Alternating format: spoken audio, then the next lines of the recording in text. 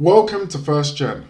My name's Kev, and I share business insights and news for first-time founders and business leaders. Today we have Nala's baby, and this is off the back of Krept announcing on LinkedIn that they just sold 52,000 bottles last week, which is their highest sales week yet. This is huge, and I'm going to dive into why I think this business has been so successful. But before we get into that, a bit of context on Nala's baby. So this was founded in 2022 by Krept and Sasha when Sasha was pregnant with Nala.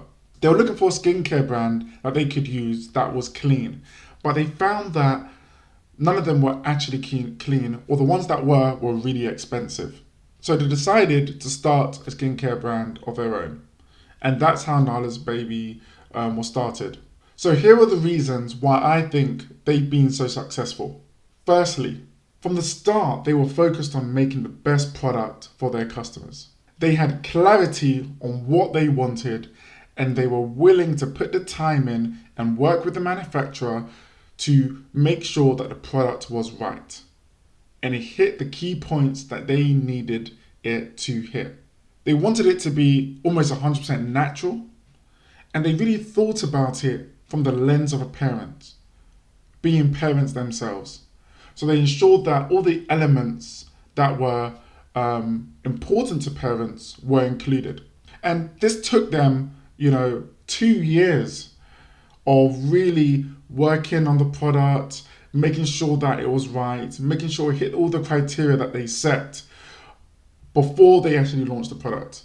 A lot of people won't wait that long and they would actually give up.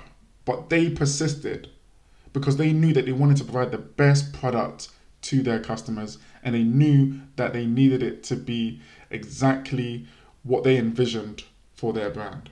And I want to play a quick clip which demonstrates the focus that they had at the beginning to really ensure that it was the right product. Look, I want a brand, a skincare range, not just one SKU, but like the whole range. It needs to, for one, be a 0 rating on this app. All the ingredients need to be a 0. Okay, we'll get to that. I said I want it to be 100% natural, as the most natural you can get it. And then they came back and was like, 100% isn't what we would advise for kids because, microbes and fungus growing on products, you need shelf life. So, you need to have a preservative in there. And there's different types of preservatives. There's natural alternatives. And it was like, okay, cool. We just want it to be the most natural you can possibly get. Like, we want it to be as naturally derived as possible. And we wasn't going to settle.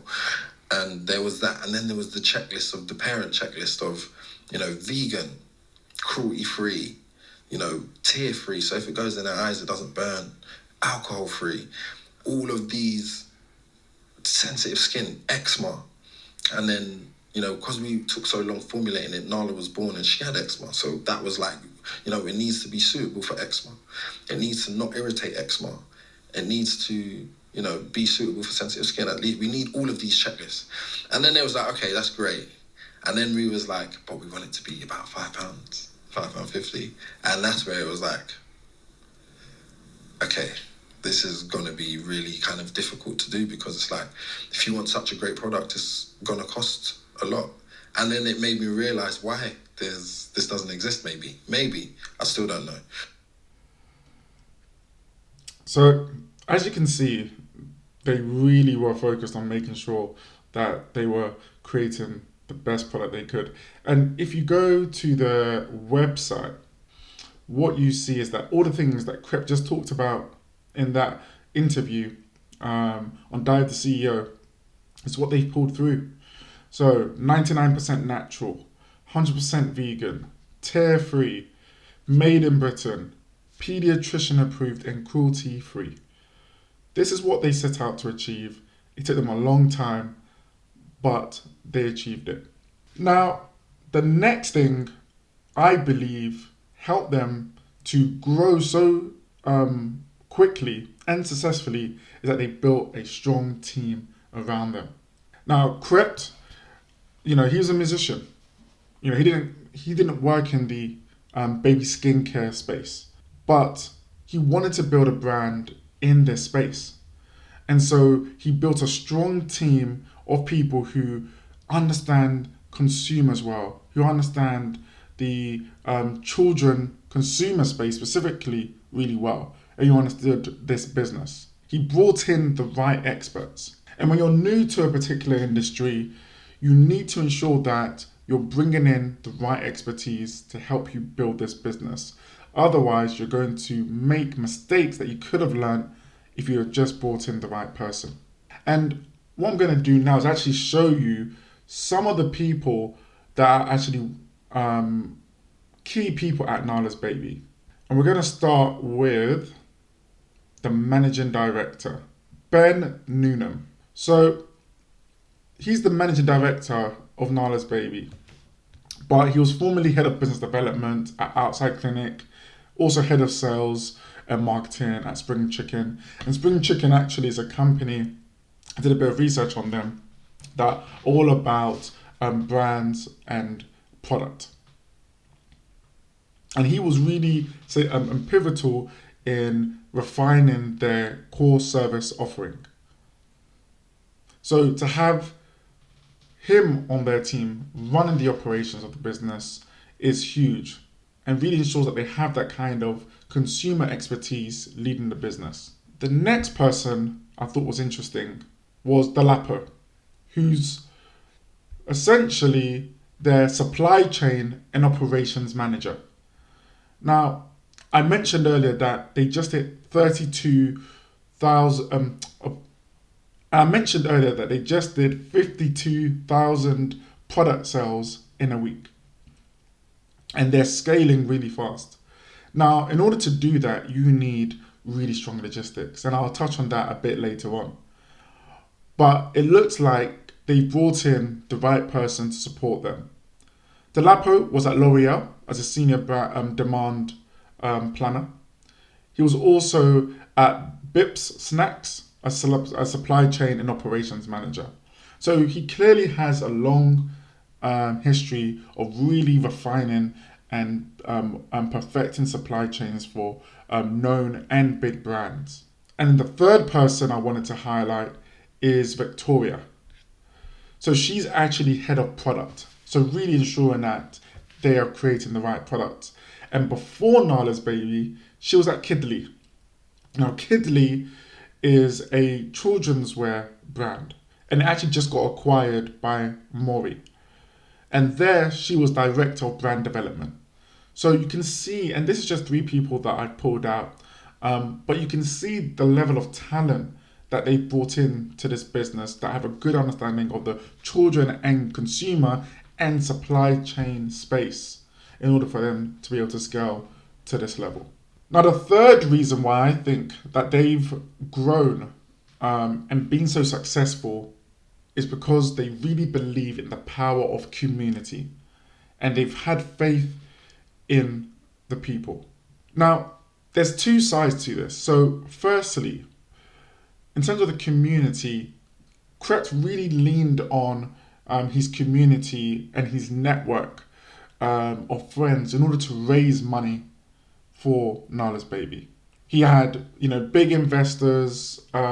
He had big people who invested in his business, such as, Conan, Anthony Joshua, as well as also footballers. And that leaning on his community was quite pivotal in helping him raise the money they needed. And they raised around 3 million over 2 rounds in order to get this business really off the ground. And I want to play a quick clip that kind of just gives you a bit of history into how he raised the investment. Investments for Nala's Baby. Talk to me about the process of raising your first £1 million. Well, all my friends believed in me, like Conan and everyone, like they believed in it straight away as soon as told them the vision. So how many rounds was it like? We've done 2 rounds. We done 1.5 each round. Okay. To raise that first 1.5 probably took 2 weeks. Everyone was just like, yeah, straight away. Do you know what I'm saying? It wasn't I didn't really have to do a lot of back and forth with everyone. Everyone kind of just got it. And this is before they've even seen like physical products, just ideas. No, like we got it to a point where it was everything was done, we tested, everything was paid for, passed, this, that. Okay. You know what I'm saying? Conversation with Boots, all was done. Yeah, you've got athletes, footballers, fellow musicians behind your back. Like, who were some of the people who were believing in Nala's Baby from the jump? From the jump, I'd say the first people that invested was obviously Conan was the first. Anthony Joshua, he believed in it as well. He's got a child himself. Yeah. So he got it straight away. Jack O'Connell, who plays for Sheffield. Yeah, the second round, when I approached everyone, it was like more people understood it, got it, it was out. Jadon Sancho jumped on board. Yeah. Anthony Joshua done the second round of investment again. Young Philly jumped on board. K-Trap jumped on board. Posty from GRM jumped on board. Nate Smalls jumped on board. Sincere jumped on board. Jordan Dunn jumped on board. Taff from Wall of Comedy. Who's back in there? Yeah, that's like, do you know what I'm saying? And these are all men's people, so. You hear about people. So you can see the long list of investors that invested into Nala's Baby. Now, don't get me wrong. You know, not everybody's going to have, you know, all these people in their phone book that they can just reach out to and ask for investment. You know, Krept was and is a successful musician, and of course is very well connected. But you don't need to have super high profile people in your network in order to be able to raise money for your business, or to at least just get the knowledge you might need to support your business growth. So don't overlook the power of building a network. Now, the next side to this community component that I mentioned is the fact that they really believed in the people, and they really wanted to make sure that the product that they were developing was affordable and accessible to all families. So the product that they made, you know, which is 99% natural and all those criteria that I went through earlier, typically cost £20 plus. But they're selling this product at around £5.50 for a bottle. Now, this has meant that, of course, they've had to take a hit on their margins. But they did this so that everybody could actually access their product. And I think this is really powerful and really important, that they're given access to a really clean and great product at an affordable price so more families can benefit from it.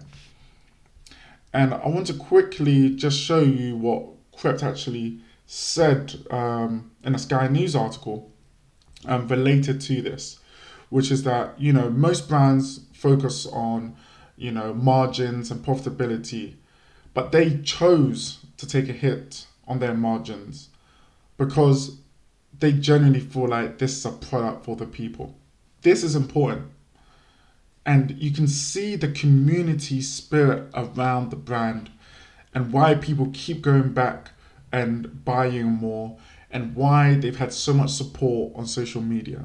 So when you're thinking about your brand, think about how are you really connecting to your customers?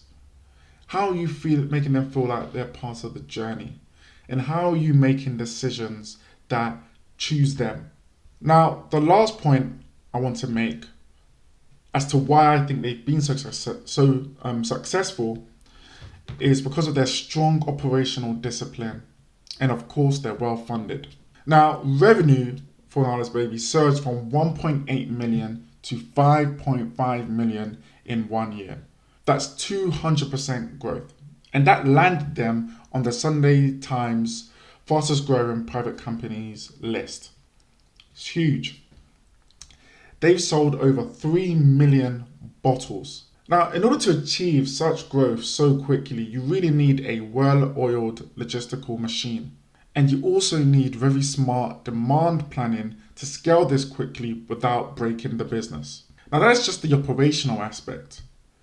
But from a cash perspective, you also need really tight cash flow management. And they need enough cash in the bank, ultimately, to be able to fund this business. Because they are essentially paying the manufacturer to create the product, then they're not being paid by the retailer until the product's been delivered and 1 or 2 months have passed. So there's a period of time, a few months, where they've sunk their cash into their costs and they're not seeing anything for a while. But they're a well-funded business. And I'm going to go now into actually what their balance sheet says on Companies House to kind of give you a flavor of the numbers. So this is at 31st of March 2024. So of course now we're in August 2025. The business can look very different to this, but this is what it was at the end of the financial year, 31st of March 2024. So as you can see here, they had fixed assets of about £19,000. And this is essentially things like trademarks, software, patents, equipment, furniture. Their current assets, which include stocks, which is essentially their inventory, was 631,000. The amount of cash owed to them by their customers was 731,000, and the cash in the bank was 611,000. This brought their total assets to essentially £2 million. Now they do have money that they owe to creditors falling due within 1 year of around £400,000, bringing the net assets that they have to around £1.6 million. Now, as we move down the balance sheet, we can see that they have a share premium account with £3 million in it. This is money that they've raised from investors. But as you go down, and we can't ignore the profit and loss reserves, we see that they still made a loss of £1.4 million. But the share premium account, the money they've raised from their investors, means that their total equity is still positive and still healthy. So overall, they have their business is quite healthy from a cash perspective. But they were still making a loss at this point. But I believe that actually they hit profitability after this, which is fantastic news. But again, going back to my point, making sure you're well funded is critical for this type of business. So in summary, for first-time founders or business leaders, you need to be customer obsessed. You can see how much time they took to make a product that was right for their customer. And Jeff Bezos is another example of somebody who's really customer focused. He really believes in ensuring that your customer service is at the highest level, because that will mean customers keep returning.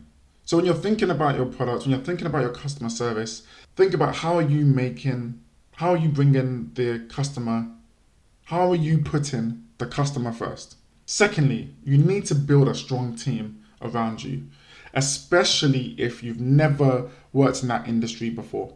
A players hire A players, and the talent you bring into your business can really change the trajectory of growth. Thirdly, you have to build a strong network. Now, we can't ignore that, Krept was a celebrity and he had high profile people as part of his network, but you don't need that. Reach out to people that are in the industry of interest to you or in the industry that you're working in. Speak to them, build a relationship with them. They don't need to be multi-millionaires, but they can have knowledge or resources that you can tap into that could really help you grow your business. And lastly, you need to ensure that you're building operational discipline from the beginning and that you really manage cash flow. A lot of businesses fail not because they're not growing, but because they haven't managed their cash flow properly. This is super important. So make sure that you're keeping an eye on it and that you're managing that effectively from the beginning, putting in processes that helps you to do it in a seamless way.